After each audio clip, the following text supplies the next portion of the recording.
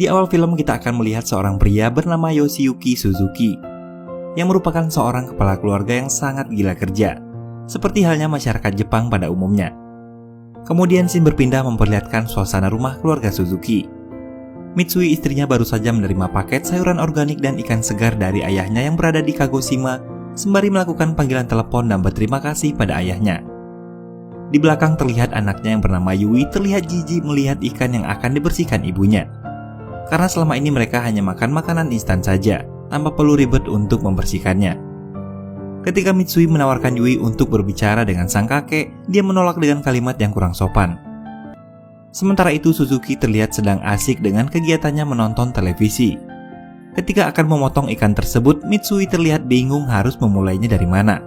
Karena tak bisa, kemudian dia meminta bantuan suaminya. Akhirnya Mitsui membungkus kembali ikan itu dan memasukkannya ke dalam kulkas. Ketika Suzuki membuka rambut palsunya, terjadi sedikit kehebohan karena ada serangga yang jatuh dari sayuran organik yang dikirim ayahnya. Anak mereka Yui berkata hal-hal seperti inilah yang membuatnya tak mau memakan sayur-sayuran organik. Tak lama kemudian datanglah Kenji, anak kedua mereka, dan langsung masuk kamar. Kemudian larut dengan aktivitasnya berselancar di dunia maya. Begitulah keseharian keluarga Suzuki. Ayah yang fokus dengan televisinya, anak-anak yang sibuk dengan gadgetnya, dan ibu yang sibuk sendiri mengurus segala keperluan rumah tangga. Keesokan harinya, Suzuki bangun kesiangan karena alarmnya tak berbunyi. Semua anggota keluarga terlihat sibuk pagi itu karena terjadinya pemadaman listrik yang tak biasa. Semua peralatan elektronik tak dapat digunakan. Lalu mereka berangkat kerja dan sekolah tanpa sarapan karena kompor gas dan rice cookernya juga tak dapat menyala. Lift juga tak berfungsi, sehingga semua penghuni apartemen itu harus menggunakan tangga darurat. Saat Suzuki sampai di stasiun, ternyata kereta pun tak berfungsi sehingga dia harus berjalan kaki sampai ke kantornya. Sementara itu Kenji yang menggunakan sepeda mulai merasa keanehan, di mana orang-orang tampak kebingungan sebab mobil-mobil mereka tak dapat dinyalakan. Ketika Suzuki sampai di kantornya, terlihat kerumunan karyawan yang tak bisa masuk karena pintu gedung tak bisa dibuka. Seseorang mengusulkan untuk memecahkan pintu kaca itu dan barulah mereka bisa masuk ke dalam kantor. Sayangnya, meskipun begitu, semua peralatan listrik di kantor juga mati. Begitupun dengan komputernya. Dan akhirnya membuat semua pegawai kebingungan karena tak dapat melakukan pekerjaan. Sementara Mitsui yang sedang berada di supermarket mendapati banyak barang-barang yang dia butuhkan sudah tak tersedia. Dan saat akan membayar dia harus menunggu antrian yang sangat panjang karena mesin kasir yang tak berfungsi sehingga perhitungan dilakukan secara manual. Kemudian seorang pegawai menghimbau seluruh pelanggan untuk menyiapkan uang tunai karena pembayaran menggunakan kartu tak bisa digunakan. Terlihat seorang pelanggan ingin menarik uangnya di ATM, namun ATM itu pun tak berfungsi. Di saat yang bersamaan, karena tak ada yang dapat dikerjakan, semua karyawan di kantor Suzuki dipersilahkan untuk pulang. Mendengar hal itu, Suzuki merasa keberatan, karena di pikirannya hanya kerja, kerja, dan kerja. Dalam perjalanan pulang, Suzuki memutuskan untuk membeli sebuah sepeda terakhir yang tersedia di sebuah toko, walaupun dengan harga yang lebih tinggi dari biasanya. Di malam pertama pemadaman listrik, keluarga Suzuki untuk pertama kalinya berkumpul dan makan bersama. Suzuki yang gila kerja membawa pekerjaannya ke rumah dan marah ketika Mitsui menegurnya. Lalu dia juga memarahi Kenji karena kebiasaannya yang sering tak menyaut ketika diajak berbicara. Selesai dengan semuanya, Mitsui pun berdiam diri di balkon. Kemudian Suzuki yang selesai dengan pekerjaannya pun menghampiri. Lalu Mitsui memanggil kedua anaknya dan bersama-sama melihat indahnya galaksi dan bintang-bintang. Yang mungkin selama ini karena sibuk dengan rutinitas dan hiburan dunia, mereka lupa kalau ada keindahan alam yang terbentang di alam semesta. Keesokan harinya di hari ketiga pemadaman listrik, terlihat cucian piring yang sudah menumpuk, dan Mitsui terlihat kelelahan mencuci baju dengan tangan menggunakan sisa-sisa air yang ada. Sementara itu Yui yang berangkat ke sekolah mengurungkan niatnya untuk masuk kelas karena tak adanya guru yang mengajar. Di kantor Suzuki, bosnya meliburkan semua pegawai hingga sampai listrik kembali menyala. Suzuki jadi satu-satunya karyawan yang protes dengan kebijakan tersebut. Lalu bosnya bertanya apakah Suzuki tak mengkhawatirkan keluarganya. Dalam perjalanan pulang, Suzuki kembali bertemu dengan bosnya dan mengatakan bahwa dia dan keluarganya akan berkemah ke gunung karena di sana terdapat sumber air. Mitsui beserta warga yang lainnya mendatangi kantor PDAM untuk mencari air. Namun petugas menjelaskan bahwa mereka memang memiliki persediaan air di penampungan bawah tanah. Tapi masalahnya tak satu pun dari pompa yang ada dapat digunakan. Lalu petugas menyarankan mereka pergi ke taman karena di sana tersedia air yang dapat diambil untuk minum. Suzuki yang mengambil uang di bank pun mengalami kesulitan karena banyaknya warga yang mengantri. Saat berdesak-desakan, Suzuki yang menjatuhkan berkas kerjanya harus terinjak-injak ketika mencoba menyelamatkan berkas tersebut. Hingga akhirnya dia memutuskan untuk mengurungkan niatnya. Dalam waktu 7 hari, Tokyo tampak seperti sebuah kota mati. Perkantoran dan sekolah-sekolah pun diliburkan. Dan sebagian besar warga memilih untuk mengungsi ke pedesaan. Saat berkumpul di rumah, Suzuki mengajak keluarganya meninggalkan apartemen mereka dan berangkat ke Kagoshima, tempat kediaman orang tua Mitsui. Selain udaranya yang lebih hangat, di sana juga terdapat persediaan makanan yang berlimpah. Yui menentang keputusan ayahnya karena dia tak ingin hidup di pedesaan. Setelah dibujuk oleh ibunya, akhirnya dengan berat hati Yui pun setuju. Karena jarak antara Tokyo dan Kagoshima adalah 1.300 km, maka rencananya mereka akan berangkat terlebih dahulu ke bandara terdekat menggunakan sepeda lalu melanjutkan perjalanan dengan pesawat. Namun ada masalah baru, di mana setelah Suzuki, Yui dan Kenji mengumpulkan uang mereka, ternyata uangnya masih kurang untuk membeli tiket. Kemudian mereka dibuat terkejut ketika ibunya mengeluarkan uang yang cukup banyak hasil dari simpanannya selama ini, yang telah dia persiapkan untuk keadaan darurat. Sebelum berangkat, Suzuki protes pada anaknya yang masih saja memakai bulu mata palsu di saat seperti ini. Seketika, Yui pun langsung membalikan perkataan tersebut pada ayahnya yang masih memakai rambut palsunya. Kemudian mereka pun berangkat. Walaupun hanya mengendarai sepeda dan dalam kondisi seperti ini, entah kenapa Suzuki dan Mitsui terlihat bahagia.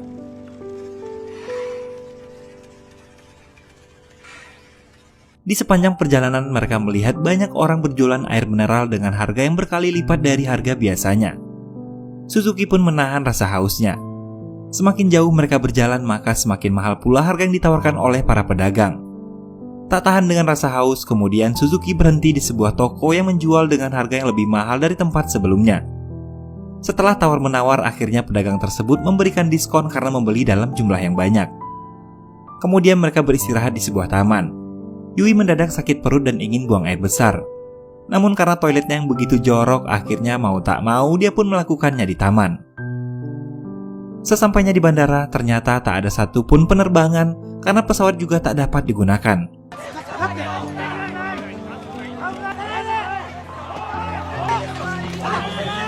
Lalu karena sudah mulai gelap, mereka pergi ke sebuah hotel untuk menginap. Di sana Yoshi memutuskan untuk tetap pergi ke Kagoshima walaupun dengan mengendarai sepeda. Yui lagi-lagi menolak karena ingin pulang ke apartemen saja. Ayahnya lantas menjelaskan bahwa dalam keadaan seperti ini, hidup di daerah yang sulit mendapat air dan makanan adalah hal yang berbahaya. Keesokan harinya, Yui dan Kenji pergi ke toko buku guna mencari peta sebagai panduan menuju ke Kagoshima. Kemudian mereka mendengar rumor bahwa di Osaka tak terjadi pemadaman listrik. Namun berita itu masih belum bisa dipastikan kebenarannya.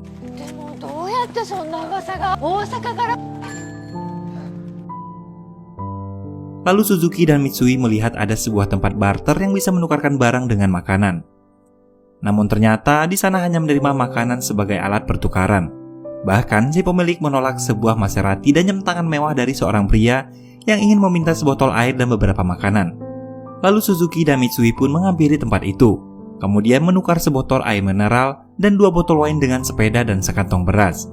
Setelah mendapat apa yang dibutuhkan, mereka kembali melanjutkan perjalanan. Setelah mengayuh sepeda selama berjam-jam, akhirnya tibalah mereka di sebuah jalan tol yang dipenuhi dengan orang-orang yang juga akan bermigrasi. Yui pun merasa senang karena telah menemukan jalan yang tepat, setelah sebelumnya sempat nyasar karena ayah mereka yang sok tahu dan tak mau disalahkan. Menjelang malam mereka pun beristirahat di depan sebuah museum. Ketika sepasang suami istri meminta minuman, Yoshi langsung menutup minumannya. Bahkan suami istri itu bersedia untuk membayarnya, namun Yoshi mengatakan hanya memiliki sebotol minuman saja. Di tengah malam, Kenji mendapati seorang pria yang sedang mencuri minumannya. Dia lantas mengejar pria itu hingga tiba di sebuah terowongan. Ternyata pria itu mencuri air mineralnya untuk membuat sebotol susu untuk bayi kecilnya. Melihat hal itu, Kenji yang tak tega pun berlalu pergi. Di hari berikutnya, keluarga Yoshi melanjutkan perjalanan, dan mereka berhenti di depan sebuah terowongan gelap yang panjangnya 2 km. Di luar tampak beberapa orang wanita buta yang menawarkan bantuan dengan upah 1 botol air mineral untuk setiap orang yang mereka antar. Merasa tak perlu karena yang akan mereka lewati hanya sebuah terowongan lurus, mereka pun mengabaikannya. Yang ternyata di dalamnya terdapat mobil-mobil yang telah ditinggalkan sehingga menyulitkan untuk dilewati. Akhirnya mereka kembali keluar dan meminta bantuan seorang wanita buta yang tadi mereka abaikan.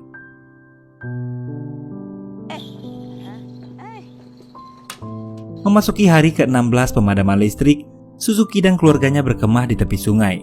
Selain korek api yang tinggal 4 batang, mereka juga kehabisan persediaan air. Suzuki mengatakan pada anaknya untuk jangan khawatir, karena jika diperlukan dia akan mengajarinya cara untuk menyalakan api menggunakan teknik tradisional. Selesai makan, Suzuki yang kehausan kemudian meminum air sungai. Walaupun sempat dilarang oleh istrinya, namun Suzuki mengatakan dia akan baik-baik saja. Saat melanjutkan perjalanan, tiba-tiba terjadi hujan besar. Lalu mereka berteduh di bawah sebuah jembatan. Tiba-tiba angin yang berhembus kencang menyapu sepeda mereka yang membuat semua barang-barang dan persediaan makanan berhamburan. Suzuki pun mendadak mengalami diare yang mungkin disebabkan karena telah meminum air sungai tadi. Setelah hujan reda, mereka mendapati semua peralatan yang telah hancur berantakan dan beras yang telah bercampur dengan tanah. Lalu tiba-tiba Suzuki pun ambruk. Kenji dan Yui berusaha mencari persediaan makanan dan kebutuhan yang mereka perlukan ke supermarket yang tak lagi ada penjaganya. Namun sayang, bahan makanan, korek api, dan segala yang mereka butuhkan sudah tak tersedia. Akhirnya mereka membawa makanan kucing sebagai makanan, air aki untuk diminum, dan sebuah suar. Sedikit informasi bahwa ternyata air aki isi ulang emang bisa diminum, tapi hati-hati karena ada juga jenis air aki yang nggak bisa diminum. Biasanya dikemas dalam kemasan berwarna merah. Untuk lebih jelasnya silahkan Google sendiri. Sementara itu Suzuki terlihat sedang berusaha menghidupkan api menggunakan cara tradisional yang tak kunjung berhasil. Kenji yang baru kembali kemudian memberikan suar pada ayahnya untuk membuat api, tapi Suzuki tak mau menggunakannya. Ketika melanjutkan perjalanan, mereka kembali kehujanan dan beristirahat di pinggir jalan sembari memakan makanan kucing dan air aki. Kemudian mereka berpapasan dengan sebuah keluarga yang tak terlihat seperti sedang mengungsi, melainkan hanya seperti liburan biasa saja. Mereka bercengkrama seolah tak terjadi apa-apa, berbanding terbalik dengan kondisi keluarga Suzuki. Suzuki melepas label makanan kucing dari persediaan makanannya, sementara Kenji menandai jalur yang telah mereka lewati. Lalu keluarga itu mengajari mereka cara bertahan hidup. Mereka mendapatkan air dari bebatuan yang mengeluarkan air di pegunungan. Adanya lumut menandakan bahwa air itu tak beracun. Kemudian memilih dedaunan di pinggir jalan lalu dikeringkan sebagai persediaan makanan yang tahan lama. Ketika istri dan anak-anaknya belajar bertahan hidup dari keluarga itu, Suzuki tampak iri karena keluarga itu mampu bertahan hidup lebih baik dari keluarganya. Lalu salah seorang anak dari keluarga itu memoto keluarga Suzuki menggunakan kamera analog miliknya. Dan Yui berpesan setelah semua ini selesai dia meminta agar dikirimkan foto tersebut. Ketika melanjutkan perjalanan, Suzuki merasa semakin buruk ketika melihat kepala keluarga lain mampu menjalankan tugasnya dengan baik. Kemudian dia memutuskan untuk berada jauh di depan. Saat beristirahat di sebuah jembatan, sekelompok tentara berjalan melewati mereka. Saat ditanya, mereka menjawab bahwa mereka juga tak mengetahui apa yang terjadi, dan mereka sedang menuju Shizuoka untuk melihat keadaan di sana. Lalu Yui bertanya apakah benar di Osaka tak terjadi pemadaman listrik. Namun sayang, mereka juga belum mengetahuinya. Akhirnya kedua keluarga itu berpisah di sebuah persimpangan karena Suzuki yakin bahwa di Osaka tak terjadi pemadaman listrik. Pada hari ke-43 tibalah mereka di Osaka. Tapi ternyata di sana juga mengalami keadaan yang sama di mana para penduduknya telah mengungsi ke daerah lain. Yui marah-marah pada ayahnya yang telah mengajak mereka ke Osaka dan akhirnya malah membuang-buang waktu. Suzuki pun tak terima disalahkan karena merasa selalu paling benar dan egois. Hingga kemudian istrinya mengatakan bahwa memang begitulah sikap ayah kalian. Seketika Suzuki terdiam, karena selama ini istrinya tak pernah berkata seperti itu. Akhirnya dia menyadari bahwa ternyata selama ini Mitsui selalu menutupi kebodohannya sebagai seorang suami. Setelah perdebatan singkat itu, mereka melanjutkan perjalanan hingga sampai di sebuah akuarium tepi laut. Terlihat banyak orang-orang sedang memasak makanan laut dan dibagi-bagikan pada semua orang. Keluarga Suzuki pun ikut mengantri. Sayangnya saat giliran mereka semua makanan sudah habis. Untuk pertama kalinya Suzuki memohon agar diberikan semangkuk makanan untuk keluarganya.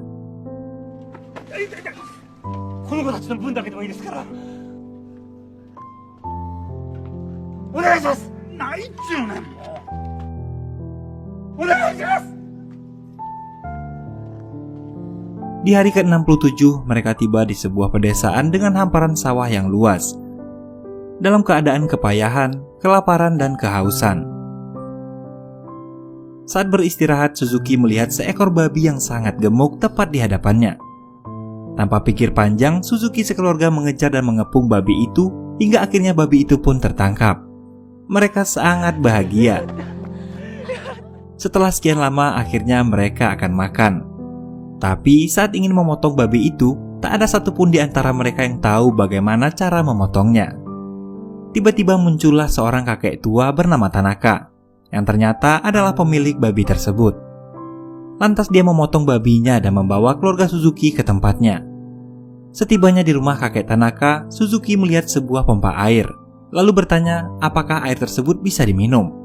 Kakek Tanaka pun menjawab tentu saja. Suzuki dan keluarganya langsung berlari memompa air tersebut dan meminumnya.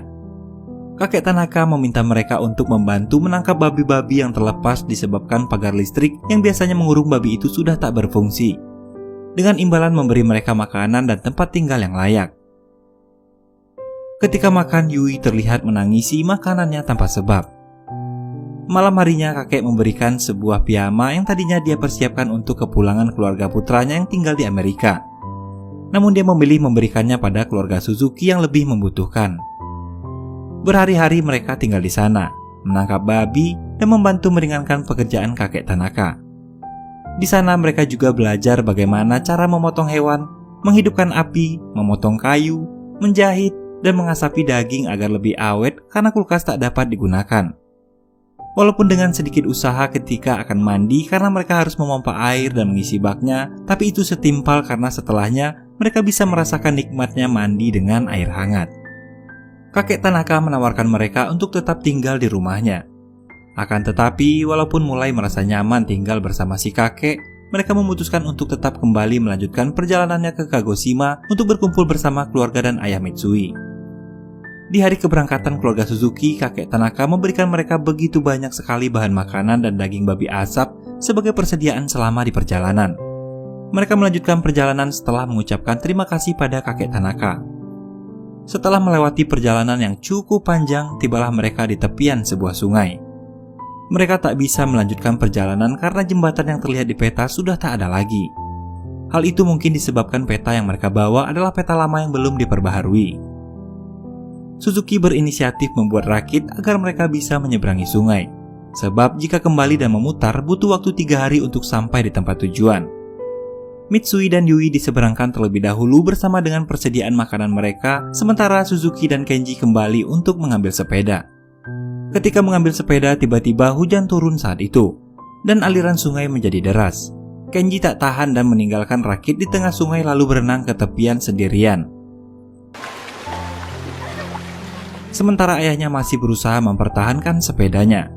Akhirnya, dia terbawa arus dan hanyut bersama sepedanya.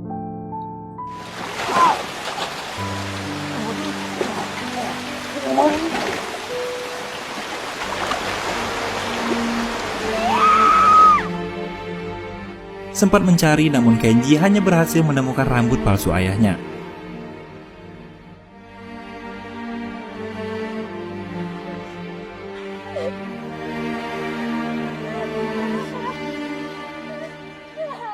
Dengan berat hati dan penuh kesedihan, Mitsui, Kenji, dan Yui kemudian melanjutkan perjalanan dengan berjalan kaki. Di hari ke-94 mereka menelusuri rel kereta api. Mitsui dan Yui masih sangat terpukul atas apa yang terjadi pada ayahnya. Lalu Kenji menyemangati untuk tetap melanjutkan perjalanan.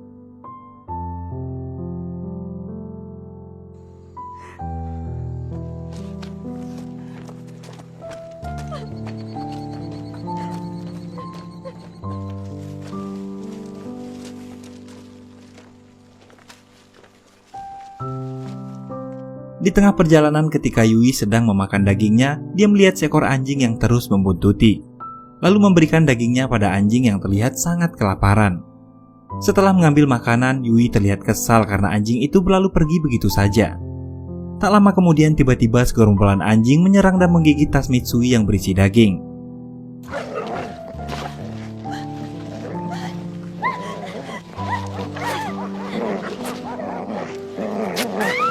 Mitsui yang kaget pun terjatuh ke tebing dan mengalami patah kaki. Sementara persediaan makanan di dalam tasnya tak bisa diselamatkan. Lalu setelah berhasil naik ke atas, tiba-tiba segerombolan anjing tadi kembali dan mendekati mereka.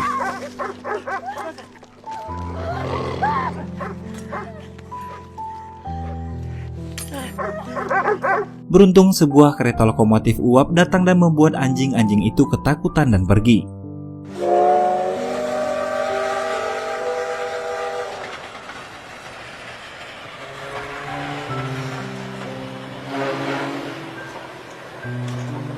Singkat cerita, akhirnya mereka menaiki kereta tersebut untuk melanjutkan perjalanan. Seseorang mengobati luka Mitsui, dan mereka menangis ketika orang itu menanyakan di mana ayah mereka. Di saat yang bersamaan, ternyata Suzuki masih hidup dan terdampar di pinggir sungai. Dia pun bangkit dan berjalan sempoyongan hingga akhirnya tersandar di sebuah traktor di pinggir jalan. Dari tempatnya bersandar samar-samar, Suzuki melihat sebuah kereta lokomotif uap yang melintas tepat di hadapannya. Dia coba memanggil dan melambaikan tangan, namun kondisinya sangat lemah sekali.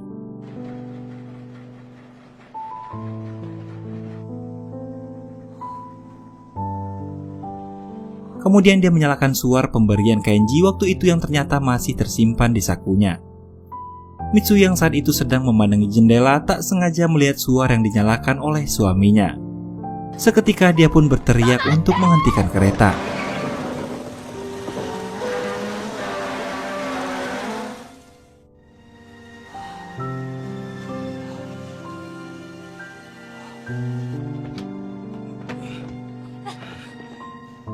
Singkat cerita, Suzuki yang sudah berada dalam kereta terbangun saat istrinya bercerita tentang masa lalunya yang sering menaiki kereta untuk bolak-balik meminta restu pada orang tuanya. Karena ternyata pada awalnya pernikahan mereka sempat tak mendapat restu dari ayah Mitsui. Lalu Mitsui mengembalikan rambut palsu suaminya. Suzuki mengambilnya, lalu kemudian membuangnya keluar jendela. Ketika melewati terowongan terjadi sebuah hal yang tak terduga, di mana asap lokomotif masuk ke dalam ruangan dikarenakan beberapa jendela yang tak tertutup. Setelah melewati terowongan, seketika semua penumpang tertawa terbahak-bahak melihat wajah orang-orang di sampingnya yang telah menghitam terkena asap lokomotif yang masuk ke gerbong kereta.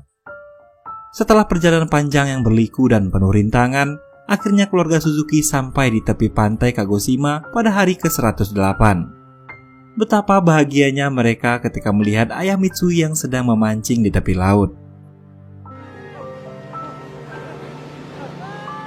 Singkat cerita, 2 tahun 126 hari semenjak padamnya lampu, Suzuki dan Kenji anaknya kini menjadi nelayan, sementara Yui bekerja menenun kain, dan Mitsui bekerja di kebun bersama ayahnya. Kini kehidupan keluarga Suzuki tampak harmonis dan bahagia, walaupun hidup sederhana di tengah pedesaan. Suatu pagi Suzuki terbangun karena mendengar suara jam beker. Lalu dia mencari asal suara tersebut dan mendapati sebuah jam yang kembali berdetak.